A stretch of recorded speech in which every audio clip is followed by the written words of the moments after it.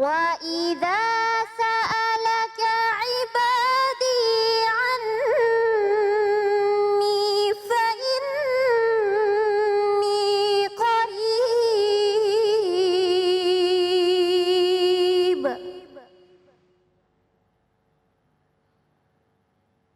أجيب دعوة الداع إذا دعان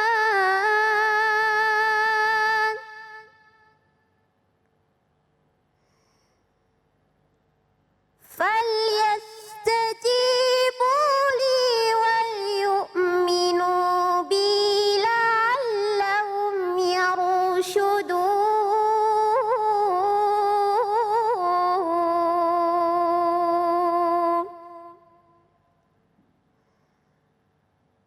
صدق الله العظيم.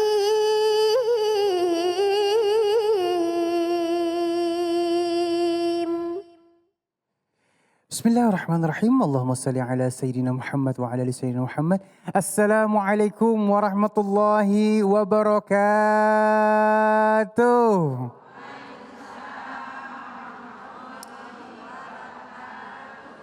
Ya baik, alhamdulillahirrahmanirrahim.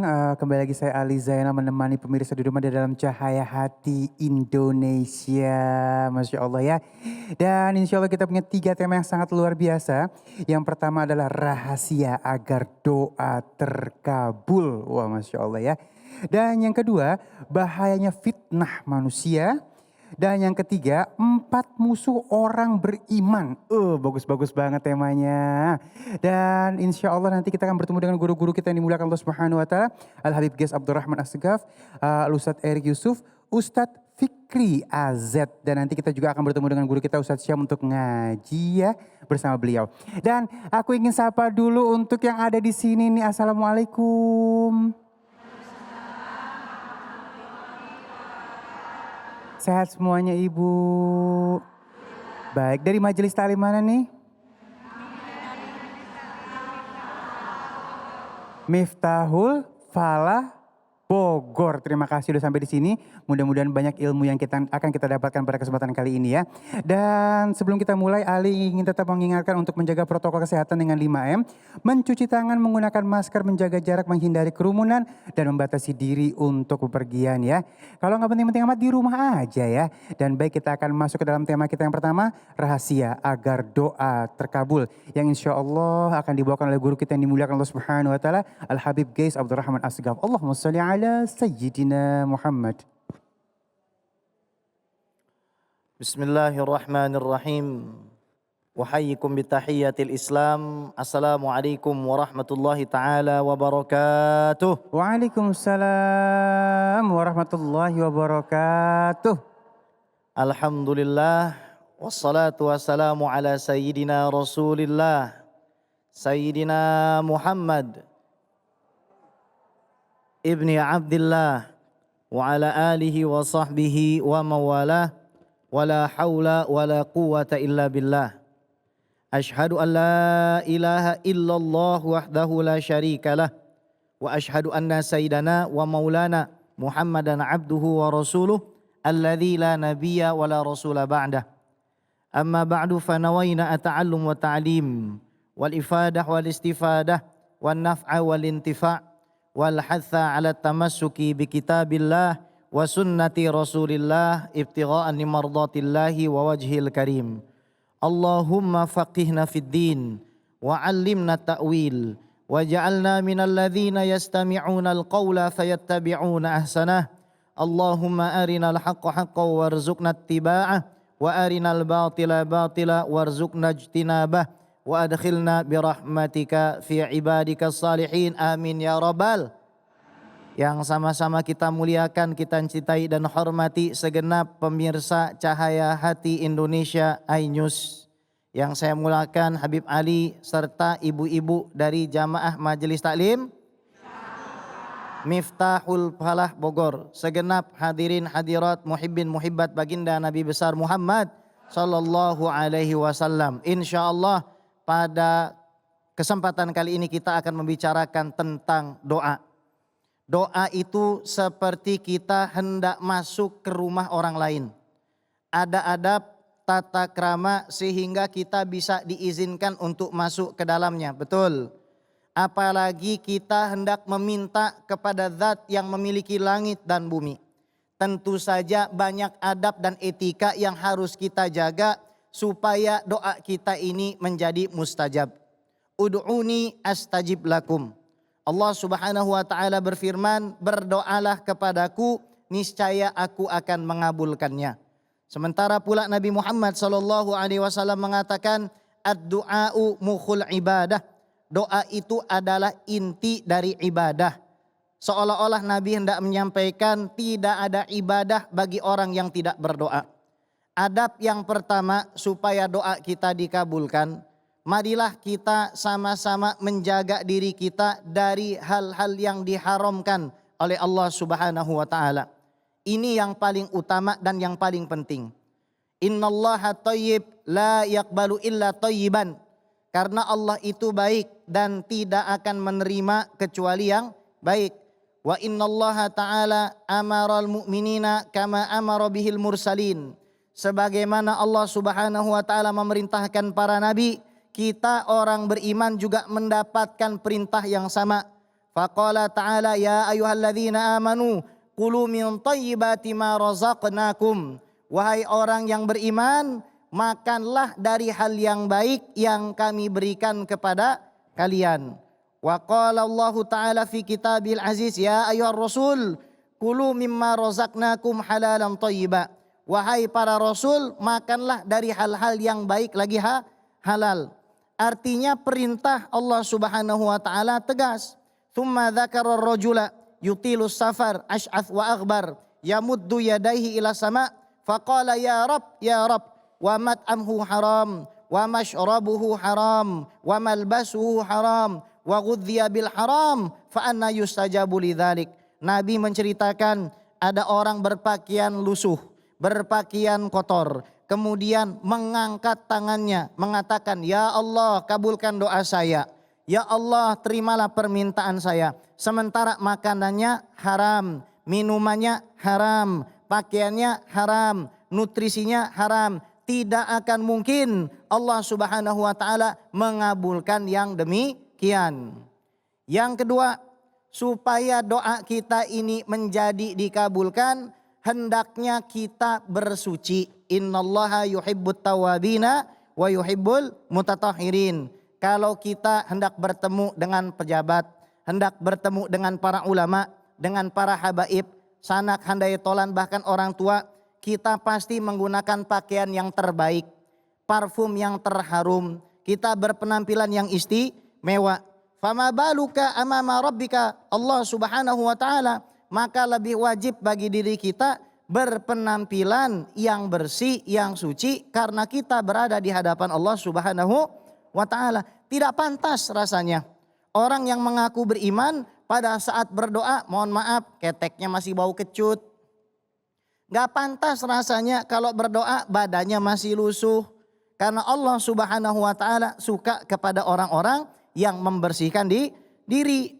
Berwudulah terlebih dahulu. Bib, kalau saya haid bagaimana? Wudu ini niatnya bukan cuma menghilangkan hadas saja. Bukan cuma menghilangkan hadas kecil. Bisa wudu untuk mendinginkan badan, litabarrut, dan juga untuk urusan yang lain. Maka enggak apa-apa. Seandainya pun kita haid dan hadas besar kita tidak hilang, kita tetap mendapatkan keberkahan daripada wudu. Yang ketiga, adab dan etika yang harus kita perhatikan supaya kita bisa diterima doanya oleh Allah Subhanahu wa taala. Hendaklah kita berdoa menghadap ke arah kiblat. Qad nara taqalluba wajhika fis sama' falanwalliyannaka qiblatan tardaha fawalli wajhaka syatral masjidil haram. Allah Subhanahu wa taala ini ketika memberikan arah kiblat dipindah dari Baitul Maqdis menuju kepada Ka'bah, prosesnya 18 bulan. Setiap malam Nabi Muhammad sallallahu alaihi wasallam menengadahkan kepala beliau memandang ke atas langit. Beliau mengatakan, "Ya Rabb, pindahkan kiblat itu ke arah Ka'bah." Karena orang Islam di zaman dulu jadi bulan-bulanannya orang Yahudi. Tuh lihat orang Islam, katanya agama paling terakhir, agama paling benar, tapi kiblatnya masih sama ke Baitul Maqdis. Akhirnya kiblat tersebut diberikan sebagai hadiah kepada Nabi Muhammad Sallallahu Alaihi Wasallam dan kepada kita umat Islam. Saking mulianya arah Ka'bah tersebut, kita kalau lagi sholat di zaman Rasul Sallallahu Alaihi Wasallam, apabila hendak meludah tidak boleh meludah ke hadapan. Dilarang sama Nabi Muhammad Sallallahu Alaihi Wasallam karena itu adalah arah yang mulia. Dan di dalam kitab Ta'limul Muta'alim disebutkan saking mulianya arah Ka'bah, ada 2 orang ulama yang masa nuntut ilmunya sama, gurunya sama, tapi yang satu lebih alim. Ketika ditanya kenapa? Karena setiap belajar menghadap ke arah kiblat. Dan ini adab serta etika yang harus kita perhatikan. Kalau bisa jangan nyelonjorin kaki ke hadapan kiblat. Kadang-kadang kita berdoa Masya Allah, gayanya duduk di warung kopi, pengennya keinginan dikabulkan oleh Allah. Hayhat, mustahil seperti itu. Kita harus punya adab, punya sopan santun, punya etika kepada Allah Subhanahu wa Ta'ala. Yang keempat, kalau sudah kita penuhi yang 3 tadi, jangan lupa untuk memilih waktu-waktu yang mustajab. Waktu-waktu yang di situ Allah Subhanahu wa Ta'ala mengabulkan permintaan kita. Keadaan-keadaan di mana Allah Subhanahu wa Ta'ala bakal mengabulkan semua permintaan kita. Contohnya sepertiga malam. Sepertiga malam rahmat Allah turun. Allah berfirman, hal min mustaghfirin fa'aghfir lahu. Ada yang meminta ampun, biar saya ampuni. Hal min sa'ilin fa'utiyahu. Ada enggak yang meminta sesuatu, maka aku berikan. Semua itu ada di sepertiga malam. Kemudian pada saat kita safar. Pada saat safar ini jangan kebanyakan selfie sama foto. Tapi banyak-banyaklah berdoa kepada Allah. Kemudian pada saat kita dizolimi. Pada saat orang menzolimi kita berdoa mustajab. Selanjutnya yang keempat, pada saat kita mendoakan orang lain tanpa dia ketahui, itu juga malaikat mendoakan kita. Pada saat kita berpuasa, itu adalah waktu-waktu yang mustajab. Tidak mungkin tidak dikabulkan oleh Allah Subhanahu wa Ta'ala. Dan yang paling utama lagi, yang setiap hari 5 kali kita itu diberikan kesempatan, yaitu antara azan dengan iqamah. Karena setiap waktu antara azan dan iqamah, doa kita semua tidak akan ditolak oleh Allah Subhanahu wa Ta'ala. Kalau sudah waktunya benar, yuk kita pilih tempat yang juga benar. Karena kemuliaan sebuah ibadah, syaraful ibadah bisyarafil waktu wal makan, sangat bergantung dengan kemuliaan tempat dan waktunya. Semakin mulia tempatnya, semakin cepat pula doa kita dikabulkan. Contoh, di Masjidil Haram.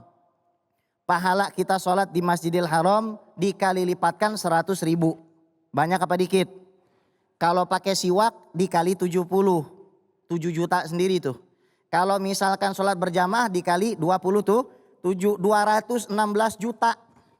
Satu kali sholat berjamaah di Masjidil Haram pakai siwak. Kalau kita di Masjid Nabawi dikali 1.000. Di Masjidil Aqsa dikali 500.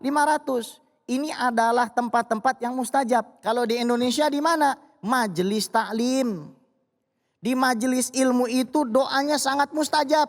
Yang pengen duitnya banyak, yang pengen hartanya melimpah, yang pengen disembuhkan penyakitnya, yang pengen diangkat derajatnya. Kata Nabi Muhammad sallallahu alaihi wasallam, "Ma ijtama'a qaumun fi baitin min buyutillah yatluna kitaballah wa yatadarasunahu bainahum illa nazalat alaihimus sakinah wa ghasyiyatuhumur rahmah wa haffathumul malaikah wa dzakarahumullahu fi man indah."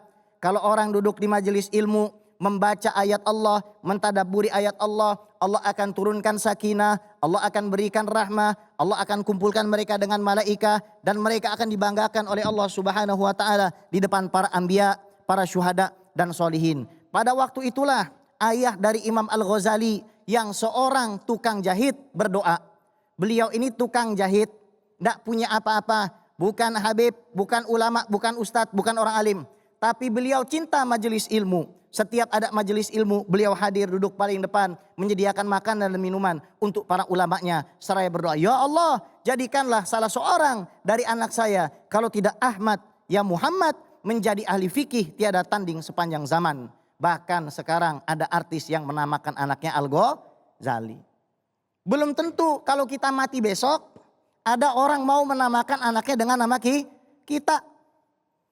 Tapi kita lihat Imam Al-Ghazali, Masya Allah. Ini membuktikan bahwasanya apabila kita meminta kepada Allah Subhanahu wa Ta'ala dengan adab dan etika, maka Allah akan mengabulkan semua permintaan kita. Kurang lebihnya mohon dimaafkan. Astaudiukumullah. Assalamualaikum warahmatullahi taala wabarakatuh. Waalaikumsalam warahmatullahi wabarakatuh. Masya Allah ya Habibi, terima kasih ilmunya. Bu, udah jelas Bu, akhlaknya harus ada, doanya waktu mustajabnya ada. Insya Allah doa-doa kita diijabah semuanya. Amin ya rabbal alamin ya. Baik jamaah yang dimuliakan Allah Subhanahu wa Ta'ala, saat lagi kita akan bahas tentang bahayanya fitnah manusia. Insya Allah akan dibawakan oleh guru kita yang dimuliakan Allah Subhanahu wa Ta'ala, Al Ustadz Erik Yusuf. Jangan kemana-mana, tetap bersama kami di Cahaya Hati Indonesia.